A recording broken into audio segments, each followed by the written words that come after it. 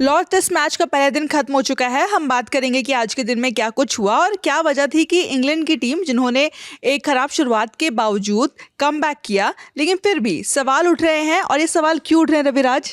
जी बिल्कुल, आज क्योंकि जिस तरीके से इंग्लैंड की बैटिंग रही है, वो जिस तरीके की बेसबॉल की लगातार बात होती रहती है कि इंग्लैंड जो है वो फियरलेस क्रिकेट खेलता है। टेस्ट क्रिकेट में उनको हार जीत की उतनी चिंता नहीं होती है।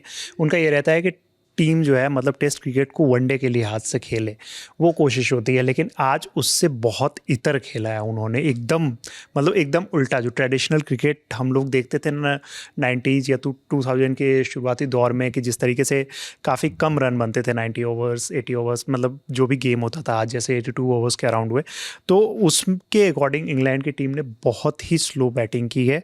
स्कोर में आपको बता दूं, 251 रन 4 विकेट के नुकसान पे उन्होंने बनाए। और इसमें मतलब जिस तरीके से वो डरे रहे, मतलब एक जो उनके अंदर डर बना रहा ना बैटिंग में कि हाँ, मेरे शुरुआती 2 विकेट दोनों ओपनर्स जल्दी जल्दी आउट हुए। फिर उसके बाद एक पार्टनरशिप हुई। पार्टनरशिप में ऐसा लगा कि वहाँ से इंग्लैंड की टीम जो है वो वापसी करेगी। जो रूट एक तरफ से अच्छी बैटिंग कर रहे हैं, लेकिन जो रूट ने कितनी बॉल खेली है वो देखो। ओली पोप के साथ मिलकर जो उन्होंने पार्टनरशिप की थी, लगभग 100 रनों से कुछ ज़्यादा की पार्टनरशिप थी। उसके बाद जिस तरीके से जो रूट ने 191 बॉलों का सामना किया है और उस पर उन्होंने 99 रन बनाए हैं। ओली पोप 44 रन बनाए, 104 बॉल का सामना किया। बेन डेकेट 23 रन 40 बॉल पे। जैक क्रॉली 18 रन 43 बॉल पे। हैरी ब्रूक ने 11 रन बनाए 20 बॉल पे। कप्तान बेन स्टोक्स 39 रन बना के नाबाद है 102 बॉल पे। अब आपको स्ट्राइक रेट मैं बताऊं तो सबसे बेहतरीन स्ट्राइक रेट इसमें उनका बेन डेकेट का है 57.50, जो कि अमूमन आपको देखने को नहीं मिलता है।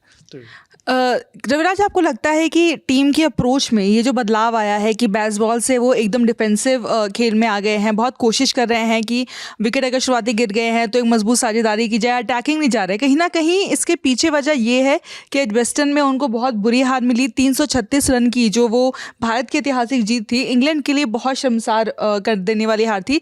उसके बाद से जो बीच में 2-3 दिन का गैप था, रणनीति की बात हुई है, प्लानिंग की बात हुई है, पूरा अप्रोच बदला हुआ नजर आ रहा है इस बार। बिल्कुल, ये तो होता ही है ना कि उस टीम ने ये एक्सपेक्ट नहीं किया था कि इस तरीके से टीम इंडिया उनको हरा देगी।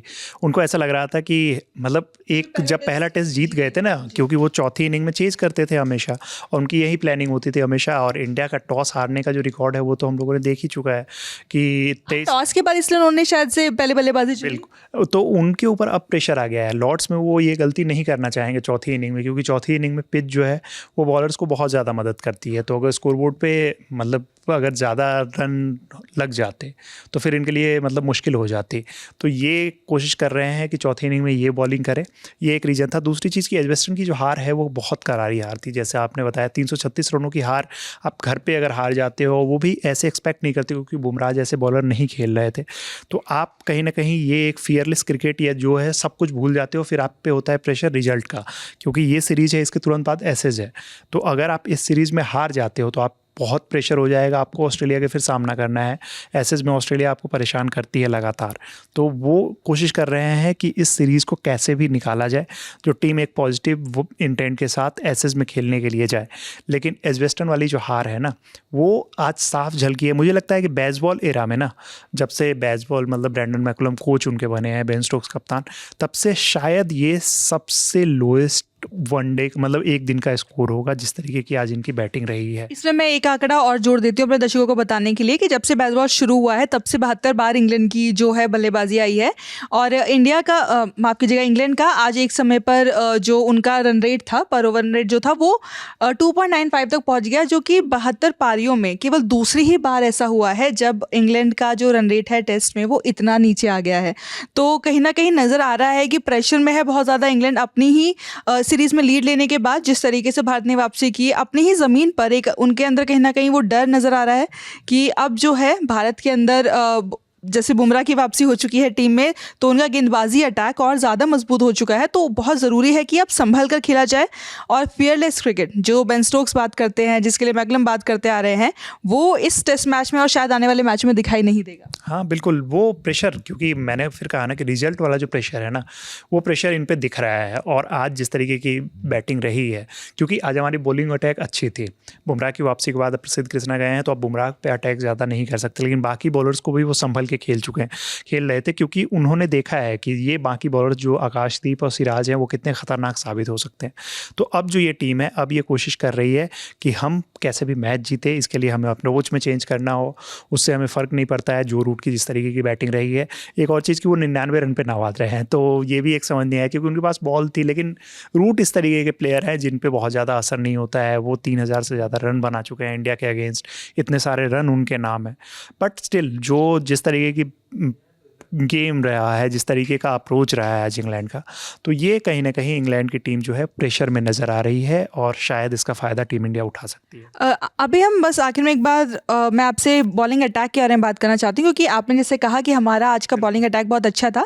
सिराज, बुमराह, आकाशदीप, 3 ऐसे गेंदबाज जिन्होंने पिछले 2 मैचों में अच्छा प्रदर्शन किया, उनकी तैयारी लेकर के इंग्लैंड की टीम आई थी। लेकिन एक ऐसे ऑलराउंडर के बारे में यहाँ पर बात करने की ज़रूरत है जिन्होंने आज के दिन की शुरुआत भारत के लिए बहुत अच्छी की और एक तरीके से उनको शानदार शुरुआत देने की कोशिश की। एक ही ओवर में 2 विकेट लिए। तो नीतीश राणा की उस गेंदबाजी के बारे में आप क्या कहेंगे कि पेसर्स हैं, बाकी जो हमारे फुल टाइम पेसर्स हैं उनकी बात ठीक है, लेकिन नीतीश रेड्डी ने बहुत अच्छा प्रदर्शन किया आज। बिल्कुल, नीतीश रेड्डी ने आज बहुत ही अच्छा प्रदर्शन किया है। वो जिस तरीके से वो एक होता है ना कि आप किस प्लेयर के लिए प्लान करके आते हो। इंग्लैंड की टीम जो है वो बुमराह के लिए प्लान बना के आई थी, आकाशदीप के लिए उनके पास प्लान था, सिराज के लिए उन्होंने तैयारी की होगी, लेकिन नीतीश कुमार रेड्डी जो है उनके लिए उन्होंने उतनी तैयारी नहीं की होगी।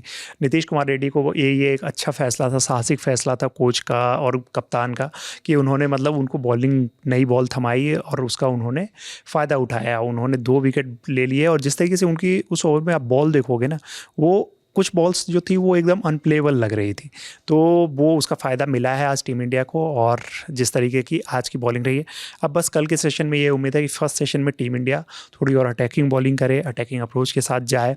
और ये हमने देखा है कि स्लिप में बॉल बहुत ज़्यादा कैरी नहीं कर रही है, तो थोड़ा सा अटैकिंग फील्ड सेट किया जाए, जो कोशिश की गई। शुभमन गिल ने हेलमेट पहन के स्लिप में आगे आके कोशिश भी की, ऐसा हमने पहले स्टीव स्मिथ को भी करते हुए देखा है लॉर्ड्स के ही मैदान पे। तो अब कल कोशिश होनी चाहिए कि पहले ही सेशन में इंग्लैंड को निपटा दिया जाए और उसके बाद टीम इंडिया एक बड़ा स्कोर बनाए। जी रिया, भारतीय टीम पूरी कोशिश में होगी कि जो प्लान उन्होंने लॉर्ड्स के लिए तैयार किया है वो उसको एग्जीक्यूट कर पाए। भारतीय गेंदबाज प्रदर्शन करें और उसके बाद बल्लेबाज भी अपनी जिम्मेदारी पूरी तरीके से निभाए। इस सीरीज़ की सारी अपडेट्स हम लगातार आप तक पहुंचा रहे हैं। मेरा नाम है रिया, साथ में थे रविराज, कैमरा के पीछे आलोक, और आप खेल जगत से जुड़ी तमाम खबरों के लिए देखते रहिए ललन टॉप स्पोर्ट्स।